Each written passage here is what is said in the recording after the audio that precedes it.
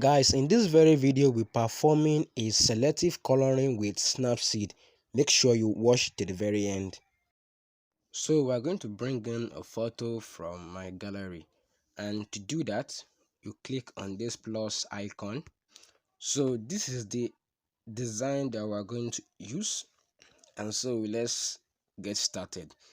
Now the first thing to do now is to change it to black and white, and to do that you click on these tools, you click on this icon which is known as tools, and then you click on black and white. As you can see, this is it.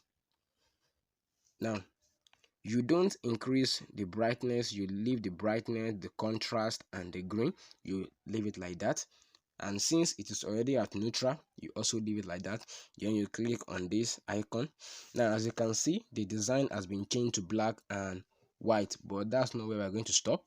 Now we have to continue by clicking on this icon and then view edit. Now as you can see, we have two sections here. The first one is the original, while the second one is the black and white. So you click on this black and white and then click on this icon. Now as you can see, it takes us back to the original design, and so we have to do the selective coloring. Now you start to shade, you make sure it don't exceed the part where you want to shade.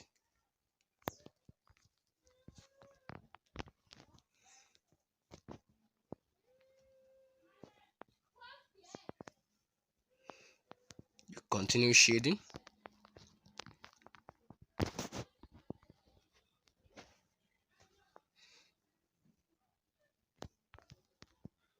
Okay, now as you can see, I'm through with that part, so I have to shade everything.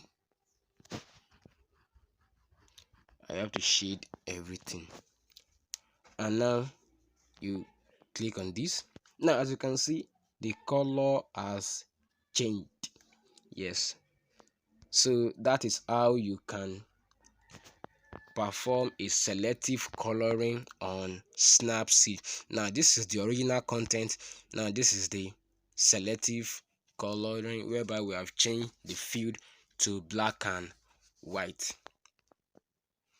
And so you should increase the quality of the image. To do that, go to tune image and okay, let's increase the brightness a little, and the contrast, let's increase it a little. It make the color more attractive. Now the ambience, you increase it a little, and then the warmth. Okay, yes, exactly. So guys, this is how you can perform selective coloring on Snapseed.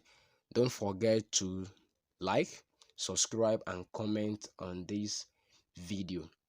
Thank you very much. See you in my next video.